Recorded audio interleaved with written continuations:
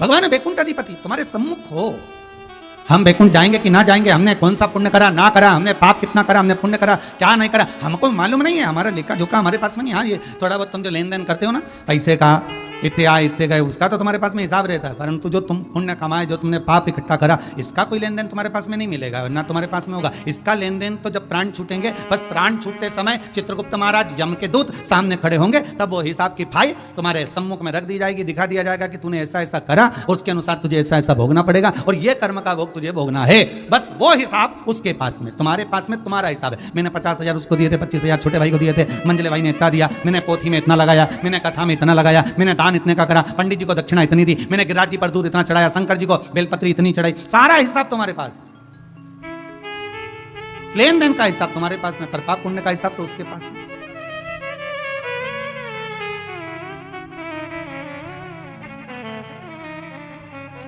फिर वही बात आ गई, पुराणों से नहीं डरना मत डरो, शिव महापुराण से नहीं डरना मत डरो, अपने माता पिता से नहीं डरना मत डरो, घर के बड़ों से नहीं डरना मत डरो, गुरुओं से नहीं डरना मत डरो, परिवार से नहीं डरना मत डरो, समाज से नहीं डरना मत डरो, वेद और पुराणों से नहीं डरना मत डरो, भगवान से नहीं डरना मत डरो, शास्त्रों से नहीं डरना मत डरो। पर शिव महापुराण कहती है अपने कर्म से जरूर डरना, क्योंकि कर्म का भोग तो परमात्मा को भी भोगना पड़ता है। राम जी ने छुपकर बाली को मारा था, उस बाली ने छुपकर कृष्ण अवतार में भगवान कृष्ण को मारा था। कर्म का भोग भोगना पड़ेगा। सीता जी ने एक चिड़िया को कैद में रखा, तो माता जानकी को भी कैद में रहना पड़ा। कर्म का भोग तो भोगना पड़ेगा, किसी से मत डरो। कई लोग कहते हैं हमने अनुष्ठान करवाया, हमने ये करवाया, हमने, हाँ फल तो मिलेगा, उसका पुण्य फल था इसलिए इतने समय जी भी लिया, इतनी श्वास चली भी गई। तूने कोई दान करा होगा, तूने कोई पुण्य करा होगा, तूने कोई सत्कर्म करा होगा, इसलिए पूरे मोहल्ले में कोरोना महामारी है, 50 बीमार पड़े तेरी कॉलोनी में, तेरे मोहल्ले में, पर भगवान तुझे बचा कर रखा।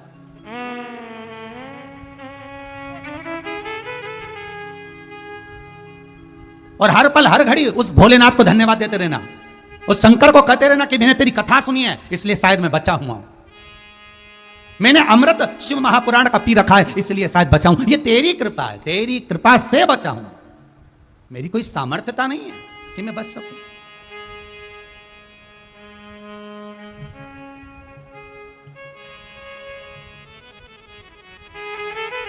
राजगरिया परिवार के पुत्र और पुत्रवधुएं भी ध्यान से सुन ले। आपके मन में यह भाव ना आए कि कथा आप करा रहे हो, ये तो आपके पिताजी जिनका नाम ही उमा शंकर है, और ये आपकी माताजी जिनका नाम स्वयं नारायणी है, स्वयं नारायणी।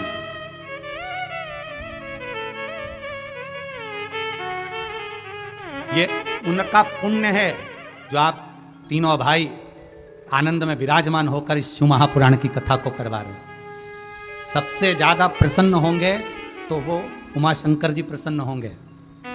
आज मेरे बच्चों ने मेरे लिए, जगत के कल्याण के लिए, जब पूरा विश्व कोरोना से त्राही त्राही कर रहा है, उस समय पर जगत को विश्व कल्याण के लिए, जन कल्याण के लिए, अपने माता पिता के उद्धार के लिए मेरे पुत्रों ने कथा कराई। भागीरथ जी गंगा को लेकर आए थे 60,000 काकाओं के उद्धार के लिए, और ये राजगरिया परिवार के पुत्र और पुत्रवधु, पोते पोतियां, ये शिव महापुराण रूपी गंगा को लेकर आए हैं इस अपने पूर्वजों के उद्धार के लिए। आपके, ये आपका फल नहीं, ये आपके पूर्वजों का। और जितने लोग टीवी के सामने कथा सुन रहे हो, आप आधा घंटा कहीं एक जैसे नहीं बैठ सकते। बस केवल नाटक आता है, जब आधा घंटा बैठ जाते हो तो बैठ जाते हो। तुम 2 घंटा 3 घंटा एक जैसे कहीं नहीं बैठ सकते। वो तो 3 घंटा अगर कथा के सामने सोफे पर, पलंग पर, कुर्सी पर, आसन लगाकर, जमीन पर अगर कथा सुन रहे हो 3 घंटे एक टकटकी लगाकर, तो ये आपकी सामर्थ्यता नहीं, ये तो आपके पूर्वजों की कृपा और मेरे शंभू की दया होगी। इसलिए आप एक जगह पर बैठकर कथा को सुन रहे हो। नहीं तो 3 घंटे में तो तुम ना जाने कितने आसन लगा लेते, चाय पियाते, चले जाते, आ जाते, 50 काम कर लेते, दिन में जाके सो जाते। पर शंकर बल दिया है तुमको, ये तुम्हारे पूर्वजों की एक आनंद का आशीर्वाद है जो 3 घंटा बैठकर आप कथा सुन रहे हो।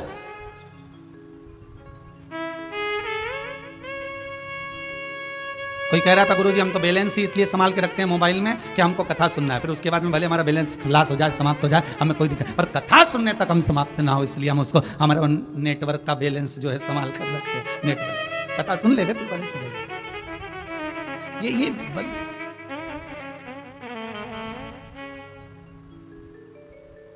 उसने करा है कृपा। शिव महापुराण की कथा कर रही है। पुराणों में तो वो दिया गया है साहब, बस एक बार करने वाला अगर कोई मिल जाए तो ऐसी कई बीमारियां हैं जो रोग भगवान शंकर की कृपा से भी समाप्त हो सकते। शिव की कृपा से भी समाप्त। एक मेरा निवेदन,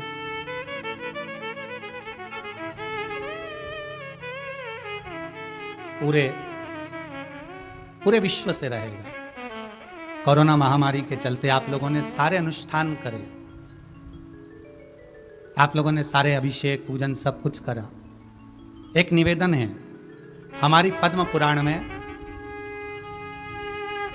गंभीर बीमारी से छूटने के लिए ज्वर हरणा अपामार्जन स्तोत्र का पाठ है। एक बार सब मेरे साथ में बोलेंगे जितने लोग टीवी पर कथा सुन रहे हैं। आपा मार्जन स्तोत्र का पाठ पद्म पुराण में। ये वो स्तोत्र है जब कोई व्यक्ति पर बड़ी बीमारी आ जाती है, और ये स्तोत्र शंकर भगवान माता पार्वती को शमी के वृक्ष के नीचे बैठकर सुनाते हैं। बहुत ध्यान दीजिएगा महाराज, भगवान शिव। और किसके कहने पर सुनाया है महाराज? भगवान श्री गणेश जी महाराज ने जाकर भगवान शंकर से निवेदन करा, माता पार्वती से निवेदन करा, पिताजी मेरा मन है इस संसार सागर में ना जाने कितनी बीमारियों से लोग ग्रसित होंगे, ना जाने कितनी बीमारियों में लोग डूबे रहेंगे। कहीं कहीं कोई बीमारी इतनी बड़ी आ जाएगी कि जीव अपने प्राणों को भी गंवा बैठेगा। उस समय पर संसार के लोगों को बचाने के लिए कोई ऐसा प्रयोग किया जाए जिससे संसार के लोग उस गंभीर बीमारी से बच सके।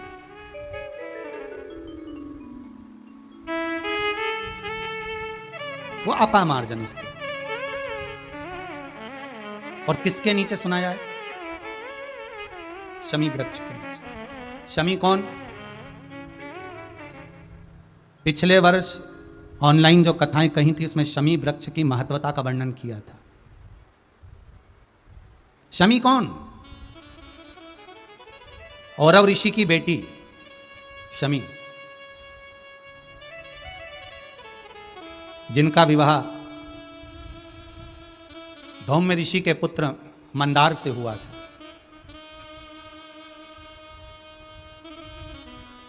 इस औरव ऋषि की जो पुत्री थी शमी, बड़ी सुंदर थी महाराज, बड़ी सुंदर। और इसका एक नियम था, ये भगवान की भक्ति में डूबना। जब माता इसको भोजन बनाने के लिए कहती थी, मां जब इनको भोजन बनाने के लिए कहती तो शमी जिस भोजन को बनाती थी, जिस भात को बनाती थी, जिस चावल को बनाती थी, पकाती थी, अन्न बनाती थी, जिसको बनाया करती थी, पकाया करती थी, उसी अन्न के भाग में देवता की मुद्रा का निर्माण करती थी। ये शमी।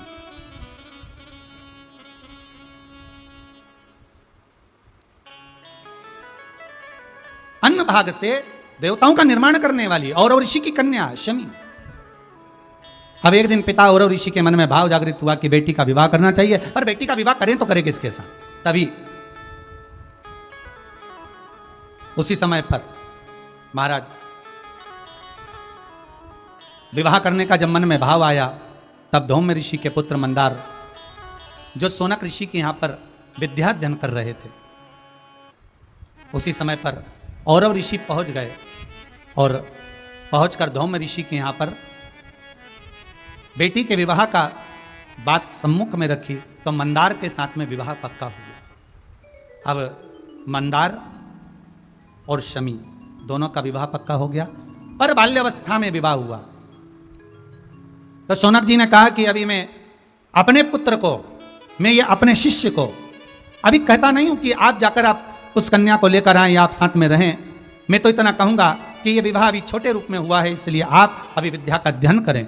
और शौनक बाबा के यहाँ वो मंदार फिर विद्याध्ययन करने के लिए चले गए और विद्याध्ययन करते रहे। समय बीता। कहते हैं इधर शमी भी बड़ी हो गई, मंदार भी बड़े हो गए, दोनों फिर मिलन हुआ। पिता ने बेटी को विदा करा। मंदार और शमी दोनों जा रहे थे। जाते जाते इनके मन में आया कि अपन जहां से निकल कर जा रहे हैं बीच में भृशुंडी ऋषि का आश्रम है, चलो।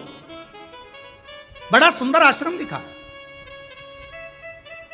जिसमें सुंदर सुंदर वृक्ष लगे हुए हैं, बड़ा सुंदर उसकी कोट है, बंदर वाल हैं, बड़ी बड़ी सुंदर उसमें कलश लगे हुए हैं। बहुत ध्यान दीजिएगा महाराज, किसी भी आश्रम में जाओ, आप किसी भी आश्रम में प्रवेश करें, आश्रम सब सुंदर होते हैं। बस निवेदन इतना है कि आपसे मंदार और शमी इन दोनों की जैसी गलती ना हो, इसका ध्यान रखिए। मंदार और शमी से यह गलती हो गई। क्या गलती हो गई कि ये भृशुंडी बाबा के आश्रम में प्रवेश तो कर गए। आश्रम बड़ा सुंदर था। आप किसी भी आश्रम में जाओ, वृंदावन जाएं, अयोध्या जाएं, गोकुल जाएं, नंदगांव जाएं, काशी जाएं, मथुरा जाएं, उज्जैनी जाएं, आप बद्रिकाश्रम जाएं, आपकी मर्जी पड़े। जहां जहां तीर्थ में जाकर देखोगे तो आश्रम बड़े सुंदर सुंदर बने हुए होते हैं महाराज। और कभी सीहोर आएंगे जब लॉकडाउन खोले, उसके बाद की बात है, अभी की बात नहीं हो। अभी तो चारों तरफ ताले लगे हुए हैं। तो कभी आप जाएं तो आश्रम में सुंदरता तो बहुत होती है, पर उस सुंदरता को बरकरार रखने के लिए आपकी भी जरूरत होती है कि आप उसको सुंदर बनाकर रखें। उसमें गंदगी ना करें, उसमें किसी तरह का कोई अपशब्द का प्रयोग ना करें, उसमें रहें तब तक भगवत स्मरण करें, भगवत भजन करें, भगवत नाम जपें, जितना समय रहें।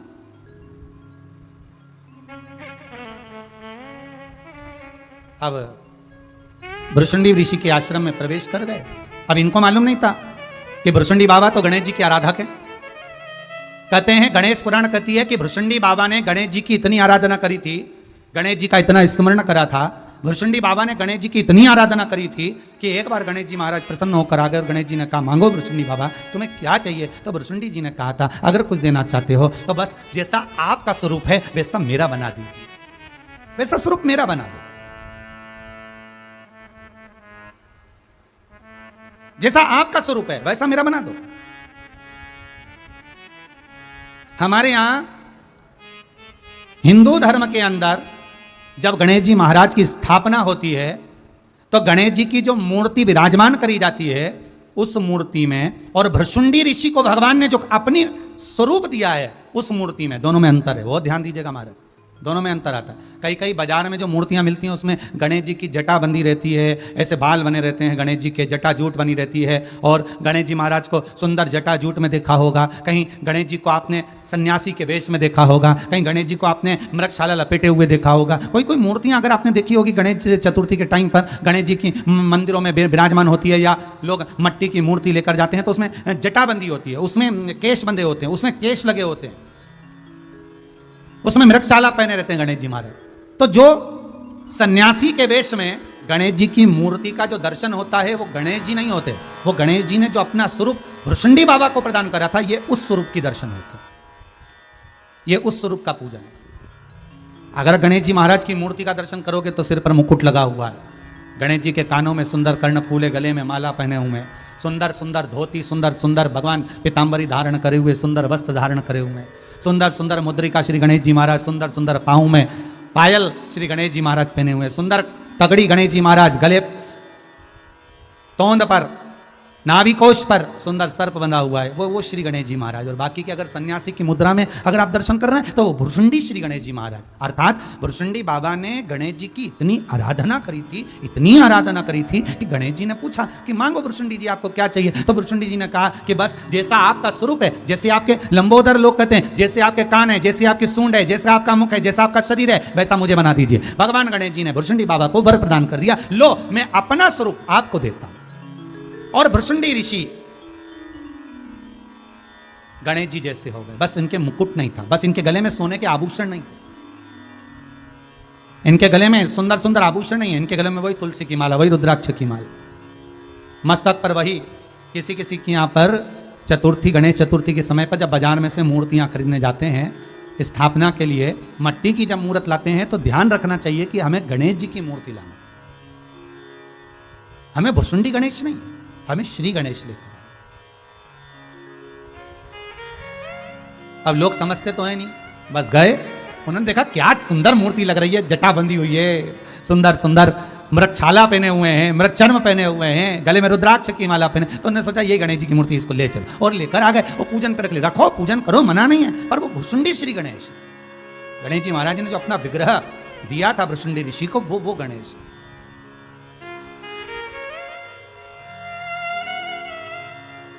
पर गौरी नंदन,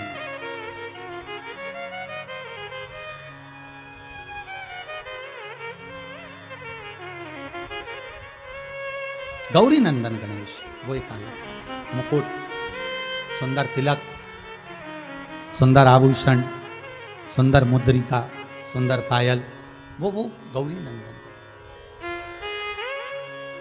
अब शमी और मंदार दोनों का प्रवेश हुआ। जब नया नया मंगल विवाह होता है ना, तो लोग किसी को नहीं गिनते साथ। नया नया जब विवाह हुआ होता है ना, तो लोग नहीं गिनते। फिर तो पति पत्नी एक ही थाली में भोजन कर रहे हैं, भले सास ससुर खड़े हैं तो खड़े हैं, भले खड़े रहें, उन्हें कोई फर्क नहीं पड़ता। उनका तो मन, घर से भी निकल रहे हैं, रोज प्रतिदिन घूमने जा रहे हैं, मन पूछा ना पूछा वो अपनी जगह। अब शमी मंदार दोनों निकले, भुसुंडी बाबा के आश्रम में पहुंचे, जाकर पूछा संत कहाँ हैं, यहाँ जो ऋषि रहते हैं भुसुंडी बाबा, हमें उनसे मिलना है, वो कहाँ है। और पूछ भी रहे हैं तो किससे पूछ रहे हैं? स्वयं भुसुंडी बाबा से, जिनकी लंबी सूंड है, जिनके बड़े बड़े कान हैं, जिनकी सुंदर तोंद है, क्योंकि गणेश जी ने अपना विग्रह उनको दिया है।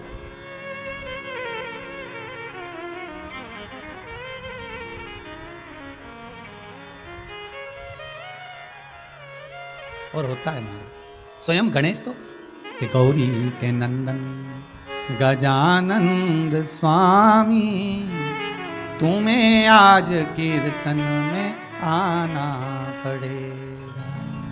हे गणेश, हे लंबोदर, हे श्री गणेश। भगवान की सूंड देखी, कर्ण देखे, तोन देखी, तो मंदार और शमी दोनों हंस दिए, और इतनी तेज हंसे कि भुसुंडी ऋषि को क्रोध आ गया कि ये मेरा स्वरूप देखकर हंसे हैं, मैं तुम दोनों को श्राप देता हूं कि तुम जड़ हो जाओ, वृक्ष बन जाओ, पौधा बन जाओ, ये मेरा श्राप है।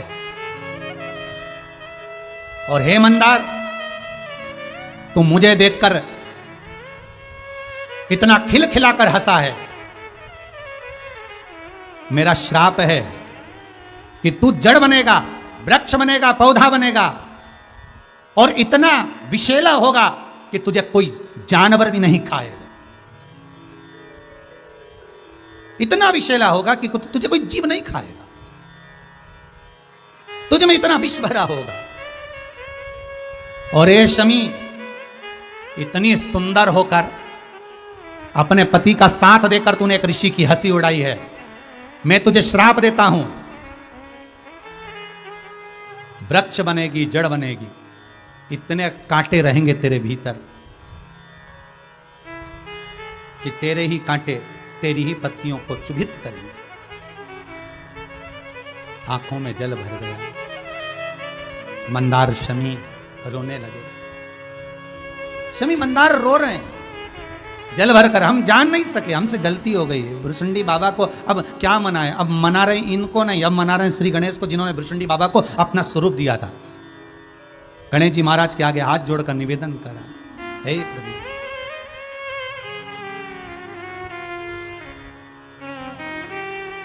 हे नाथ, हे प्रभु, दया कर। रिद्धि सिद्धि के दाता गजानन तुम्हें सबसे पहले हमारा नमस्कार है।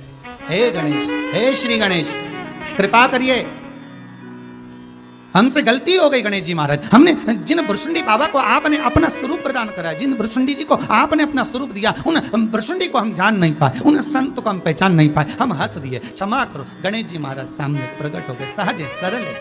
क्यों? क्योंकि शमी ने शंकर भगवान का स्वरूप बार बार बनाया था, इस शमी ने बार बार शिव की पूजन करी थी, इस मंदार ने बार बार शंकर की आराधना करी थी।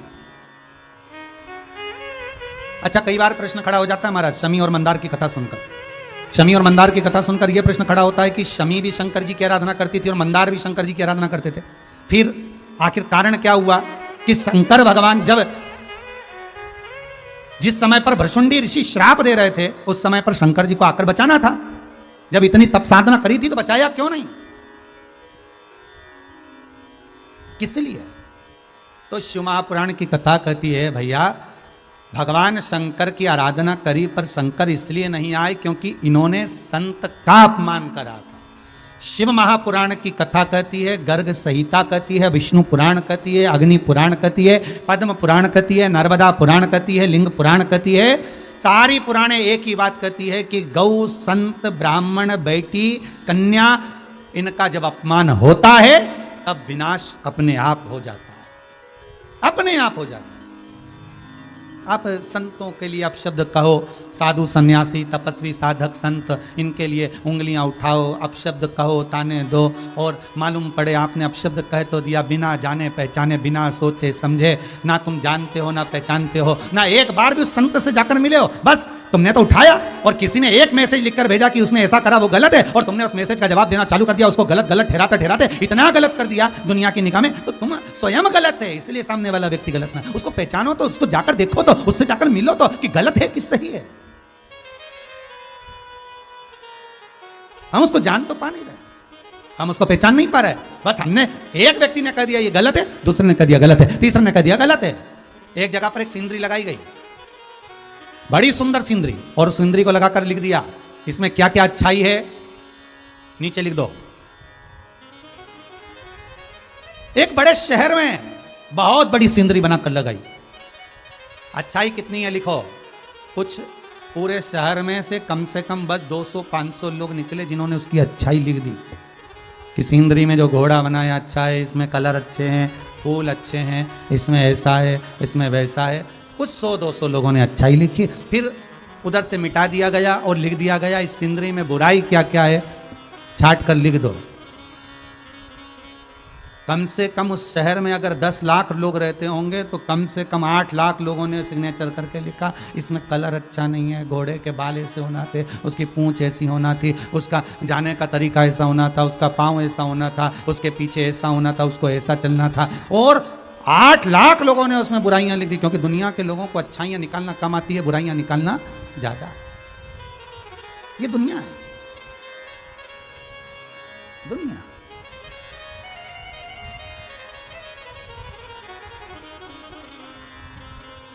वो निकालता रहेगा गलतियां ढेर ढेर, और एक उंगली हम किसी पर उठाते हैं कि 3 उंगलियां हमारी ओर जाती है कि तुम अंदर से झांक कर देखो कि तुम कैसे हो। उसमें अगर एक गलती है तो 3 गलतियां हमारे भीतर है कि हम अपने अंदर झांक कर देखें कि हमें गलतियां कितनी है, हमें गलतियां कितनी समाई थी।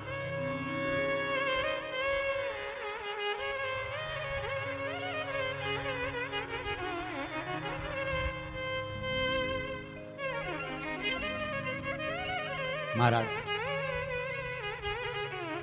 मंदार, शमी, भृशुंडी बाबा को पहचान नहीं, शिव आ जाते बचाने के लिए, शंकर देरी नहीं करते, आते सम्मुख में आकर खड़े हो जाते, पर शंकर नहीं आए क्योंकि संत का अपमान करा।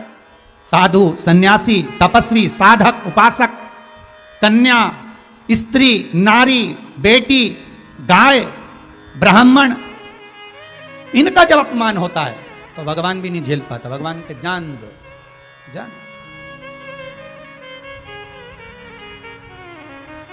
केवल भगवान तुम्हारे लिए दौड़ दौड़ कर नहीं आता, कोरोना महामारी से पहचान लो, जो गलत तरह से मांसाहार करते थे उस मांसाहार को कर तो गए,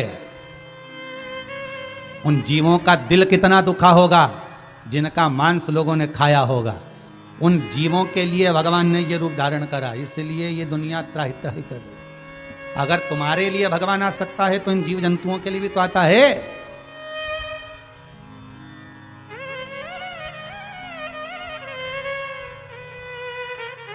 कल कथा पूरी होने के बाद में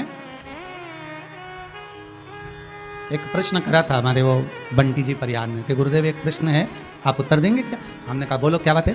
कहे गुरु जी प्रश्न यह है कि भगवान कृष्ण का अवतार क्यों? जब राम अवतार हो चुका था तो भगवान कृष्ण को अवतार लेने की जरूरत क्या थी? क्यों? हमने कहा देखो भाई बंटी, बात इतनी सी है कि राम अवतार में भगवान गौ माता से बहुत प्रेम करे थे। राम अवतार में उन्होंने अपनी मैया कौशल्या से कहा था, माँ मुझे एक गाय सेवा के लिए दे दो, और माता ने एक गाय राम जी को सेवा के लिए दी थी। राम और भरत गौ माता के आगे के दोनों चरणों की सेवा करते थे, लक्ष्मण और शत्रुघ्न गौ माता के पीछे के 2 चरणों की सेवा करते थे। देखिएगा जरा कथा पर। कई लोग कहेंगे ये कथा कहां लिखी है, तो गीता प्रेस गोरखपुर का धेनु मानस कल्याण अंक गौ अंक निकाल कर पढ़िएगा, उसमें मिल जाएगा। गीता प्रेस गोरखपुर का कल्याण अंक गौ अंक, गौ अंक को पढ़िए, धेनु अंक को पढ़िए। मेरे राम जी माता कौशल्या से कहते हैं, मां मुझे गाय दे दे, मैया मुझे गौ माता दे दे, मुझे एक गाय दे दे मां। मां कहती है क्यों, क्या करेगा राम? राघव, हे रघुनंदन, तुम गाय का क्या करोगे? मां मैं सेवा करूंगा, गौ माता की सेवा करूंगा। कौशल्या जी ने एक गाय बुलाकर दे दी, इतनी सुंदर गाय माता कौशल्या जी ने राम जी को दी। राम और भरत आगे के चरण की सेवा करते, शत्रुघ्न और लक्ष्मण पीछे के चरण की सेवा करते, खूब उनको स्नान कराते, चंदन लगाते, अगर लगाते, सुंदर इत्र लगाते, गौ माता को सहलाते, भोजन कराते, सोने के सींग लगा दिए, सुंदर खुर लगा दिए, सुंदर नुपुर बांध दिए, पूंछ पर सुंदर सुंदर घंटी बांध दी, गले में घंटी का नाद कर दिया, खूब सुंदर सुंदर माँ की श्रृंगार सेवा करते रहे मेरे राम जी महाराज। उनको बस समय आया और कैकेयी ने वर मांगा और राम जी को वन भेजा। जब माता कौशल्या जी के पास में राम जी महाराज मिलने के लिए गए तो माता कौशल्या जी कहती हैं कि कैकेयी ने तुम्हें भेजा है, जाओ। अगर पिता भेजते तो मैं रोक लेती तुमको राम, पर तुम्हारी माँ ने भेजा है तो तुम मेरे पास क्यों आए हो? तुम्हें जाना चाहिए। राम जी कहते हैं, माँ वन तो मैं चला जाता वहीं से, पर दुख इस बात का है जिस गौ माता की मैंने सेवा करी है वो गाय का मैं क्या करूं, मेरे साथ ले जा नहीं सकता। मैं उस गाय को अपने साथ ले जा नहीं सकता, मैं उस गौ माता को अपने साथ नहीं ले जा सकता। माँ तो मैं उस गौ माता का क्या करूं? तो कौशल्या जी कहती हैं, काम करो, उस गौ माता को मैं अपने पास रखूंगी तो तुम्हारी याद मुझे सताएगी, तुम उस गौ माता को दान दे दो।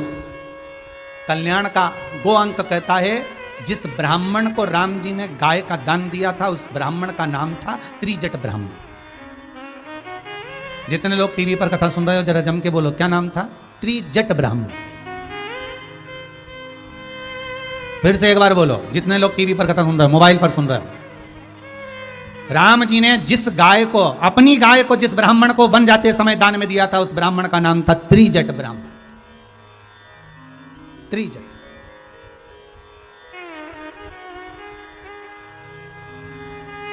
राम जी ने त्रिजट कौन? कौशल्या जी के उस कौशल राज से एक ब्राह्मण आया। जब राम जी महाराज अपने नाना मामा के घर जाते थे उस ब्राह्मण के बालक के साथ खेलते थे। जब राम जी महाराज अपने मामा के घर जाते थे, नाना के घर जाते थे, कौशल राज के यहाँ पहुँचते थे तो उस ब्राह्मण के साथ राम जी महाराज खेलते थे। उस ब्राह्मण का नाम था त्रिजट। आप लोग भी आपके मामा नाना के यहाँ जाते हो ना तो वहाँ आपकी दोस्ती तो होगी ना किसी ना किसी से। अरे बोलो तो रे, टीवी के सामने बैठे हो इतने प्रेम से, चलो तुम भी जान दो, राजगरिया परिवार से ही बोल दो, तुम भी बचपन में अपने नाना मामा के यहाँ गए होगे तो केवल नाना मामा के यहाँ ही नहीं गए होगे, आसपास में मोहल्ले में कॉलोनी में वहाँ किसी ना किसी से दोस्ती यारी तो हुई होगी कि हमारे मामा के आए हैं चलो, और कोई घुमाने भी। तो ये त्रिजट जो ब्राह्मण था राम जी का बड़ा प्रेमी आनंद था, बड़ा सेवक। इसको राम जी ने बुलवा कर गाय का दान दे दिया, गाय तुम रखो। तो राम जी महाराज वन चले गए।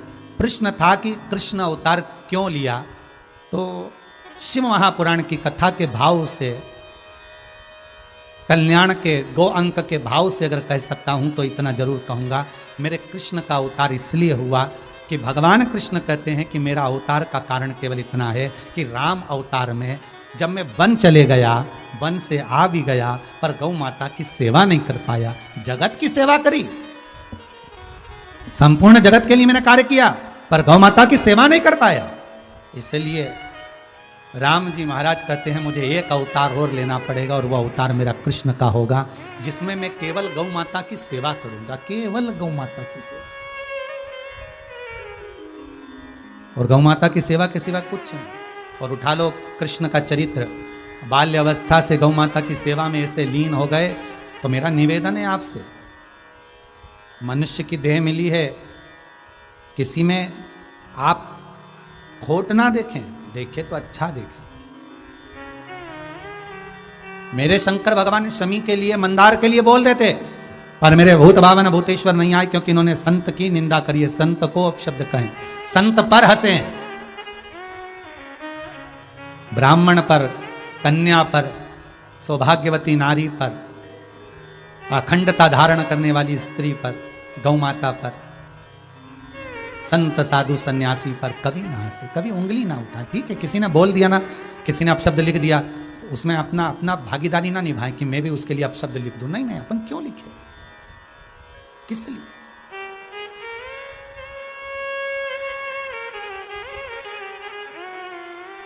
हम क्यों? वो तो ढोंगी है, वो तो प्रपंची है, वो तो छली है, वो तो कपटी है। अरे होगा, अपनी जगह पर होगा, तुम्हें कहने से क्या होगा? तुम अपना कर्म करो भाई, तुम अच्छा करो, अच्छा बोलो, अच्छा लिखो, अच्छा होगा।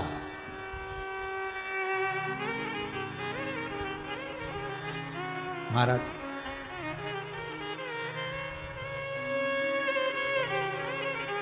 शिव जी नहीं आए, शंकर नहीं आए।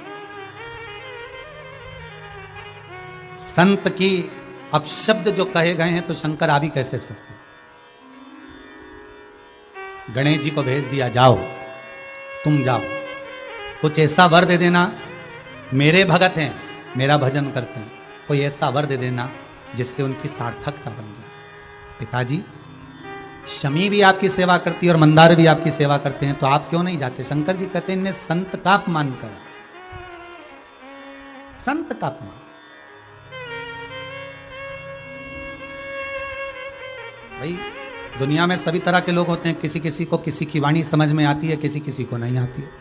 आप कितना भी सोच समझ कर बोलो, आप कितना भी अच्छा बोलो, पर जिसका विवेक जैसा होगा, जिसकी बुद्धि जैसी होगी, सामने वाला व्यक्ति उतना ही समझेगा। आप कितना भी अच्छा बोल कर देख लो, आप कितना भी अच्छा निकाल कर देख लो,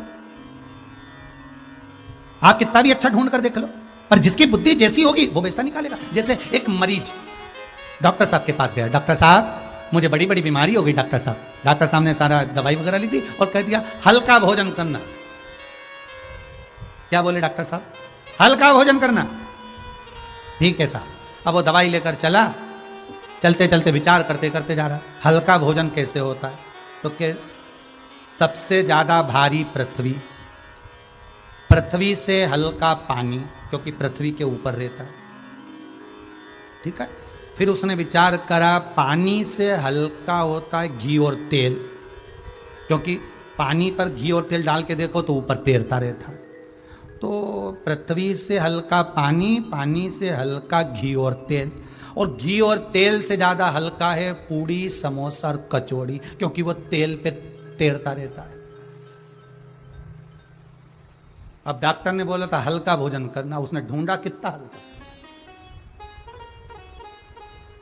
कि पृथ्वी से हल्का पानी जो पृथ्वी के ऊपर, पानी से हल्का घी और तेल क्योंकि वो पानी पे तैरता। तुम डाल के देखना घी और तेल को पानी पे, वो हल्का तैरता रहता है। और उससे ज्यादा हल्का पूड़ी और समोसा कचौड़ी, क्योंकि वो उस पे तैरता रहता है तेल। तो उसने हल्का ढूंढ लिया। घर जाकर पत्नी से कहा, सुनो। पत्नी बोली क्या? डॉक्टर साहब बोल रहे हैं दवाई लो, हल्का भोजन करो। तो पत्नी गई, दलिया बना कर लिया थोड़ी। तो पत्नी से बोला पागल हो गई है, भारी है। तो पत्नी बोली हल्का कैसे होता है? पति बोला देखो, पृथ्वी से हल्का पानी जो पृथ्वी के ऊपर है, ठीक है, पानी से हल्का घी और तेल, तुम पानी में डाल के देखो बाल्टी में 2 बूंद तेल, तो तैरता रहेगा। तो पानी से हल्का घी तेल, और घी तेल में तुम पूड़ी और समोसा तल के देखो तो वो तैरता रहेगा। तो सबसे ज्यादा हल्का है पूड़ी, घी में तली हुई और तेल में तला हुआ समोसा कचौड़ी। इससे ज्यादा हल्का क्या होगा? पत्नी ने माथा ठोक लिया। तो कथा वाचने वाला कितनी भी अच्छी कथा वाच दे, संत कितने भी अच्छे विचार तुम्हारे सामने रख दे, डॉक्टर कितनी भी अच्छी तरह से समझा दे, कितनी भी अच्छी तरह से कोई साधु सन्यासी तपस्वी कोई माता कोई पिता अपने बच्चों को समझा दे, पर व्यक्ति को समझ में उतना ही आता है जितनी उसका विवेक होता, जितनी उसकी बुद्धि होती। आप कितना ही समझाओ भले, उसके समझाने से क्या होगा? एक माँ ने अपने बच्चे से कहा, 2 बेटे थे, दोनों बेटों से कहा, सुनो रे, पिताजी शांत हो गए हैं, यहां से 10 किलोमीटर दूर 12 किलोमीटर दूर गंगा जी है, पिताजी वहां रोज नहाने जाते थे पैदल, मेरा मन है पिताजी की अस्थियों को गंगा जी में डाल किया जाओ। मेरा मन कहता है जैसे पिताजी जाते थे ऐसे ही जाओ, पैदल चप्पल उतार के नंगे पैर। बड़े लड़के से कहा तो बड़े लड़के ने अपनी पत्नी से कहा कि मम्मी का मन है पिताजी की अस्थियों को गंगा जी ले जाना है, 12 किलोमीटर दूर है।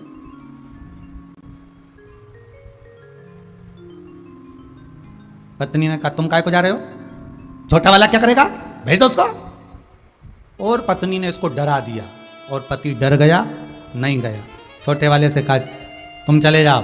छोटा वाला मना कर रहा, मैं नहीं जाऊंगा। कैसे नहीं जाएगा, अब भी क्या भी जाना पड़ेगा।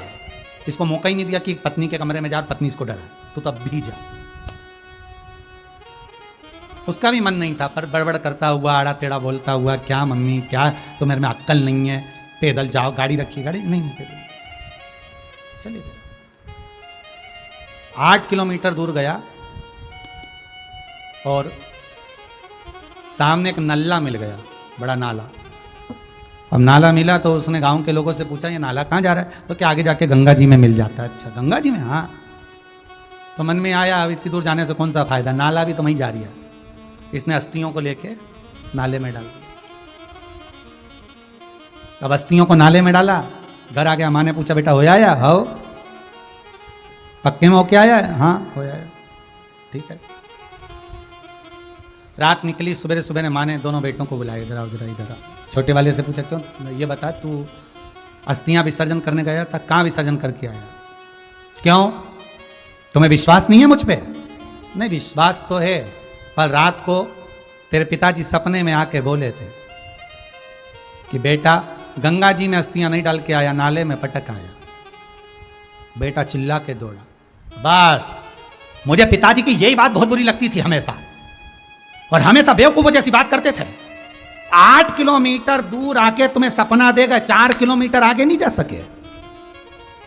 यहां आके कह रहे हैं कि नल्ले में पटक दिया। तो नल्ले का पानी जा तो वहीं रहा था। मां ने माथा ठोका, ऐसी औलाद पैदा हुई, जाना था 12 किलोमीटर आगे, 8 किलोमीटर दूर पे नल्ले में डालकर आ गए। सोच वाली बात है, विचार वाली बात है। आप कितना भी अच्छा कह दो, कितना भी अच्छा विचार रख दो, कितना भी अच्छा सोच लो, कितना भी अच्छा वर्णन कर दो, पर सामने वाला व्यक्ति जो सोचेगा, सामने वाला व्यक्ति जो विचार करेगा, वही सम्मुख में होगा। आप कितना भी अच्छा कुछ भी कह दो, पर सामने वाला व्यक्ति कैसा ग्रहण कर रहा है, उसकी सोच, उसकी वृत्ति, उसका विचार, उसका भाव कैसा है, वो उस विचार से श्रवण करता है, उस विचार से वो ग्रहण करता है।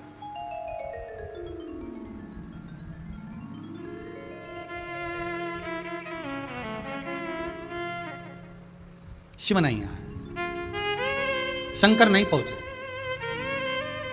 शिव नहीं, गणेश जी को भेज दिया। गणेश जी ने पूछा, क्या बात है शमी मंदार, क्या बात है? शमी और मंदार कहते हैं, गलती हो गई, आपका विग्रह था, लंबी सूंड थी, बड़े बड़े कान थे, हम समझ नहीं पाए, हमारे से गलती हो गई, पहचान में क्षमा कर दीजिए। गणेश जी ने देखा, शमी और मंदार से कहा कि तुमने मेरे भगत का अपमान करा है, मैं क्षमा नहीं कर सकता।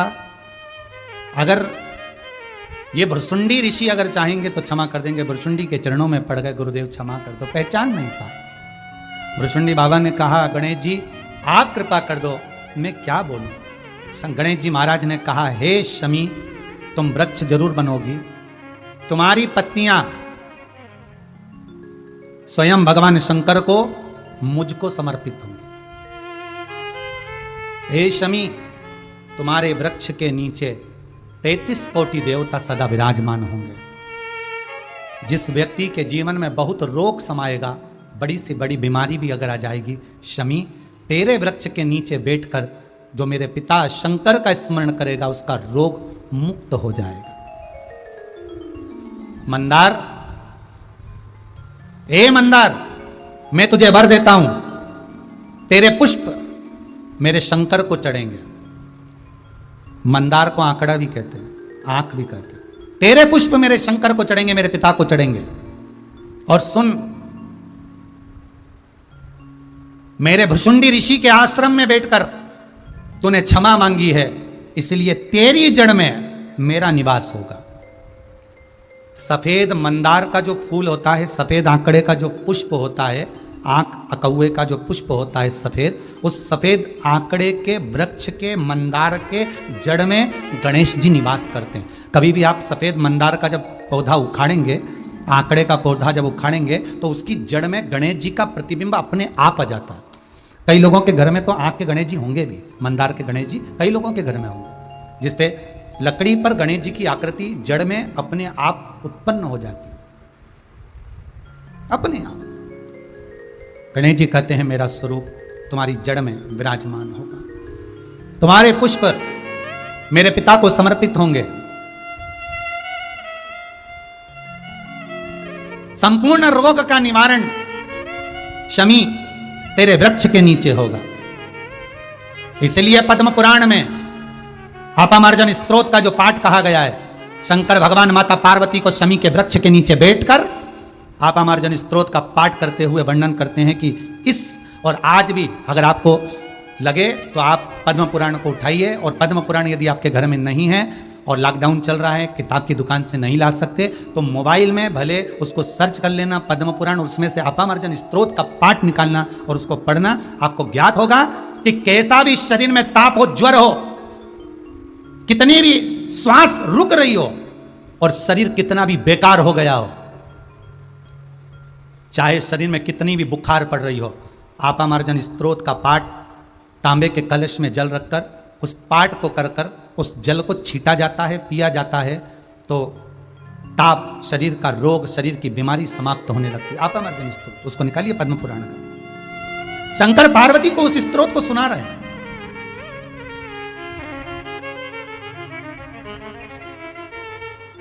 कितना सुंदर कहा है महाराज जी। व्यक्ति अगर हॉस्पिटल में भर्ती है, एडमिट है, कटोरी में चावल ले लो या तांबे के कलश में चावल ले लो, हाथ में रखकर सामने घी का दिया लगाकर अपामार्जन स्तोत्र का पाठ कर कर उस कलश को अच्छी जगह पर रख दीजिए। उसमें से थोड़ा सा दाना चावल का उठाकर शंकर जी को चढ़ाना प्रारंभ कर दो।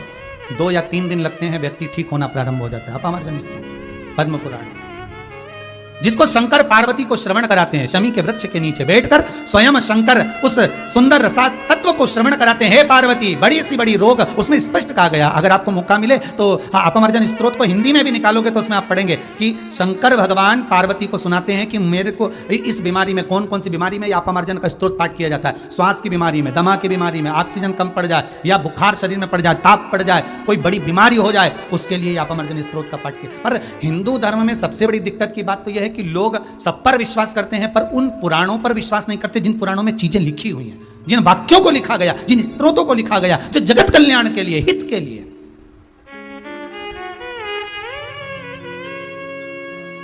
उसका भजन करें।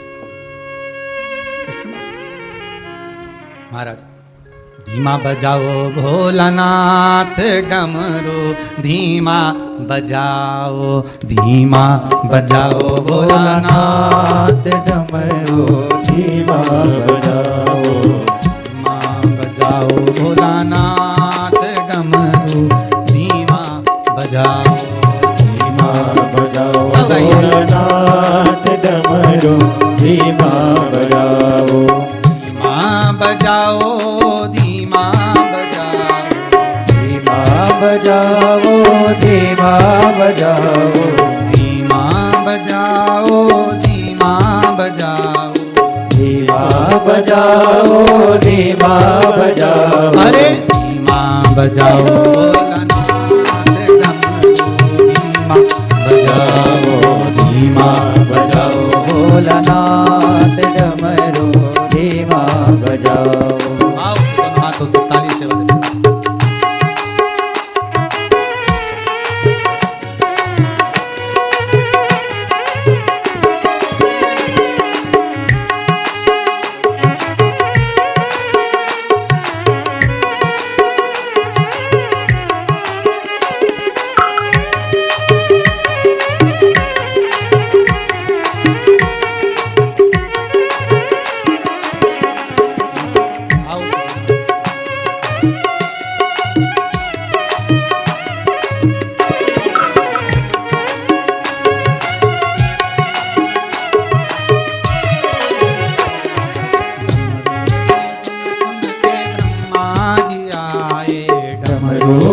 धुन सुन के ब्रह्मा जी आए।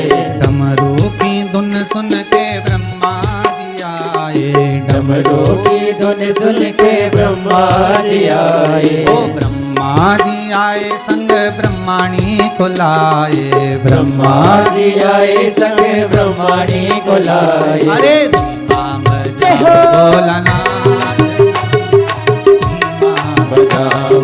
धीमा बजाओ भोलानाथ डमरू धीमा बजाओ। अरे धीमा बजाओ भोलानाथ डमरू धीमा बजाओ। धीमा बजाओ भोलानाथ डमरू धीमा बजाओ।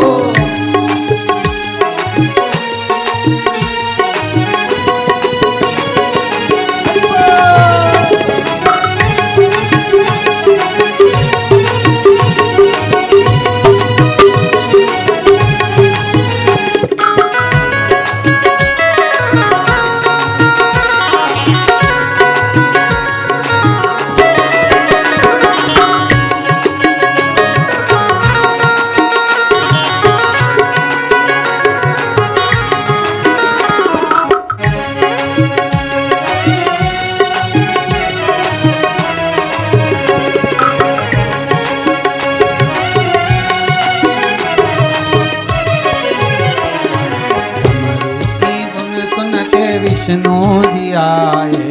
डमरू की धुन सुन के विष्णु जी आए। डमरू की धुन सुन के विष्णु जी आए। डमरू की धुन सुन के विष्णु जी आए। विष्णु जी आए संग लक्ष्मी को लाए। विष्णु जी आए संग लक्ष्मी को लाए। अरे धीमा बजाओ भोलानाथ, धीमा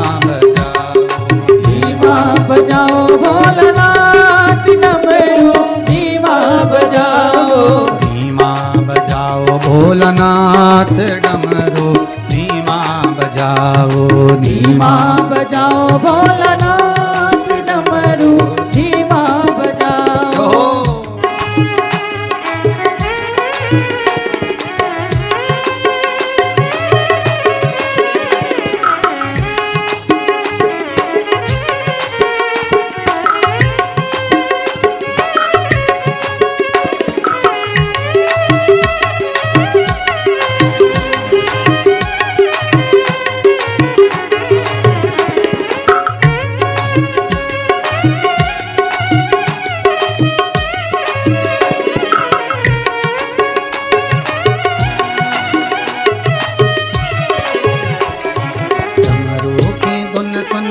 राम जी आए। डमरू की धुन सुन के राम जी आए। डमरू की धुन सुन के राम जी आए। डमरू की धुन सुन के राम जी आए। राम जी आए संग सीता को लाए।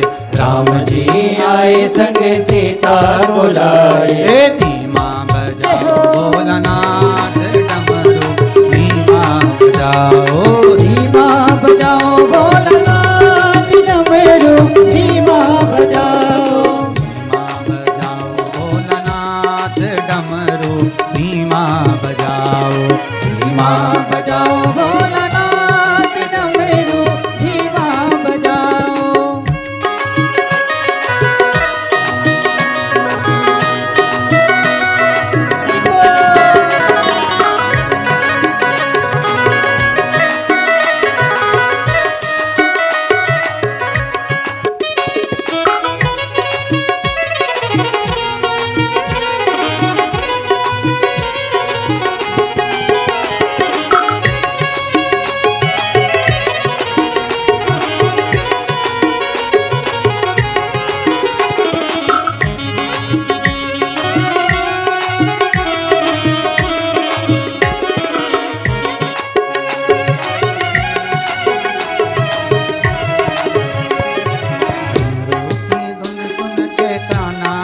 आए।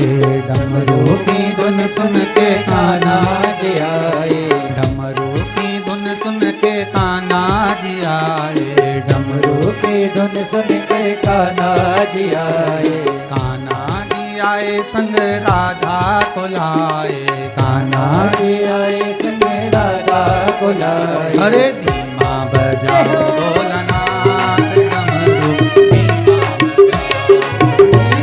बजाओ भोलानाथ डमरू, धीमा बजाओ।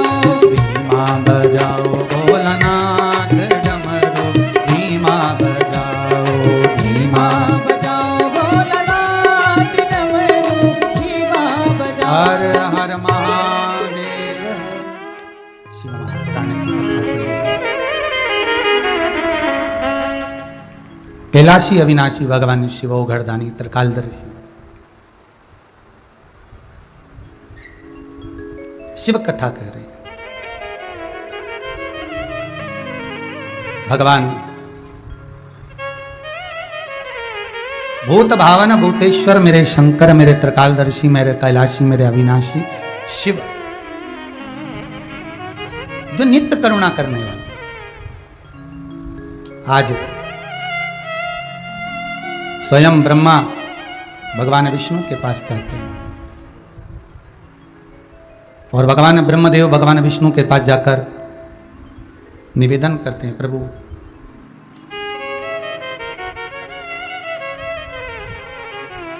मेरे संशय को मिटा दीजिए। क्या संशय है आपका? भगवान ब्रह्मा कहते हैं कि आप मेरे पिता हैं,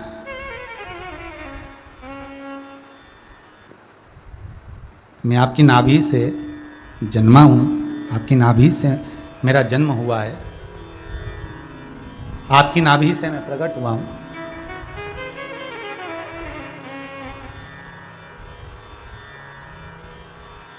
आप मेरे पिता हैं।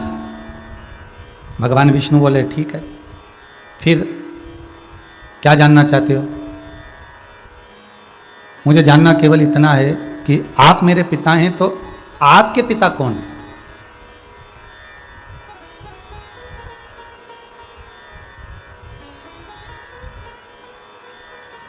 आपका पिता कौन है? अर्थात मेरे दादा कौन है? मैं उनको जानना चाहता हूं। राधे राधे, मैं उनको जानना चाहता हूं।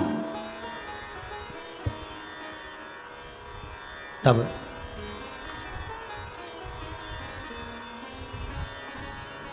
भगवान विष्णु ने कहा, ब्रह्मदेव क्या तुमको मालूम नहीं है कि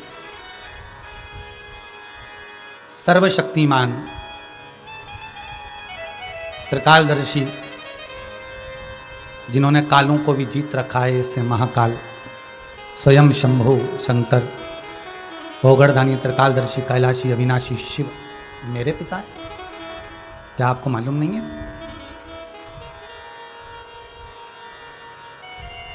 क्या आपको ज्ञात नहीं है क्या?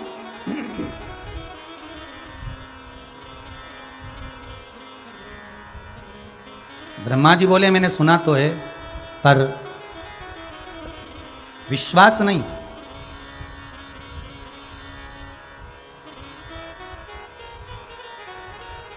एक बार मेरे को आपके पिता को देखना है, एक बार मुझे आपके पिता का दर्शन करना है। ठीक है, दर्शन करना है तो फिर चलिए। एक बड़ा सा पर्वत है, बहुत विशाल, और उस विशाल पर्वत के सम्मुख में ब्रह्मा और विष्णु दोनों जाकर खड़े हो जाते हैं। और ब्रह्मा और विष्णु उस पर्वत के सम्मुख में खड़े होकर उस पर्वत को घुमाना प्रारंभ करते हैं, जिसमें से अग्नि का एक लिंगायत आकृति प्रकट हो जाती है। एक शिवलिंग, अग्नि का लिंग, एक लिंगायत आकृति प्रकट हो जाती है। और उस शिवलिंग में से आवाज आती है, ब्रह्मा, हे विष्णु, आप मुझे जानने के लिए इस पर्वत को घुमाए हो। मैं स्वयं शिव, भगवान विष्णु आपके पिता, ब्रह्मा आपके दादा, मैं स्वयं। पर विश्वास नहीं, भरोसा नहीं। एक बात कथा में पहले भी कही, आज फिर कहते हैं कि किसी के दिल में और किसी के घर में प्रवेश करना बहुत कठिन है। किसी के दिल में और किसी के घर में प्रवेश करना बहुत कठिन, बहुत बहुत कठिन।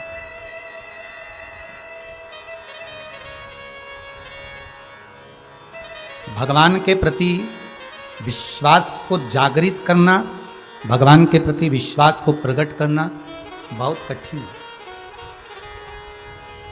आज कोई कह रहा था, गुरुदेव ये कोरोना महामारी ऐसी चली है कि लोग, अब दुनिया के लोग धन को महत्व नहीं देते, अब दुनिया के लोग भगवान को महत्व देते हैं, सत्कर्म को महत्व देते हैं। ये कोरोना महामारी के अंतर्गत ये चीज तो अब लोगों के भीतर देखने को मिल रही है कि दुनिया के लोग अब जो है ये धन को महत्वता नहीं दे रहे।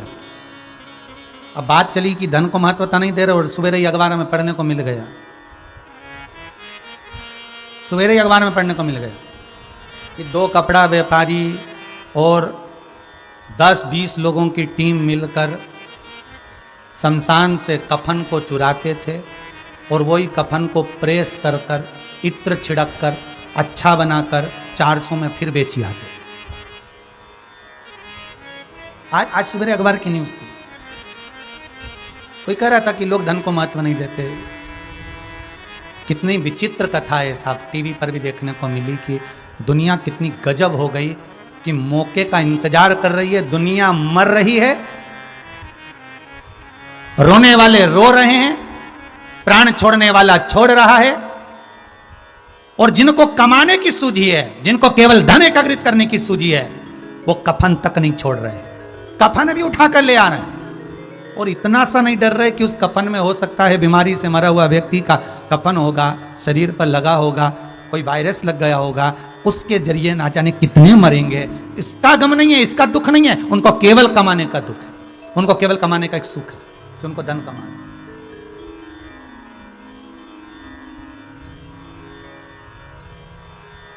गजब, वावारी दुनिया मतलब की दुनिया में किसी का कोई नहीं। गजब, अभी भी धन दिख रहा, संपदा दिख रही है, दौलत दिख रही है, इसमें भी हम कमा सकते हैं, इसमें भी हम कमा कर निकल सकते हैं। कमा तो लोगे, मना नहीं है, पर ध्यान रखना कि कितना दुख झेलना पड़ सकता है ये वक्त ही बताएगा, केवल वक्त बताएगा कि कितना दुख झेलना पड़ सकता है। समय का इंतजार करिए। जब अच्छे दिन थे, जीवन अलमस्त होकर अपन घूम रहे थे, फिर रहे थे, अलमस्त रह रहे थे, तो ये कोरोना महामारी हो गई, ये दूसरा साल हो गया। जब वो अच्छे दिन नहीं रहे, बुरे दिन आ गए, बुरे दिन भी एक दिन निकल जाएंगे, फिर अच्छे दिन आ जाएंगे। विश्वास पूर्ण रखना मेरे शंकर पर, भरोसा प्रबल रखना मेरे शिव पर, दिन जाते देरी नहीं लगेगी।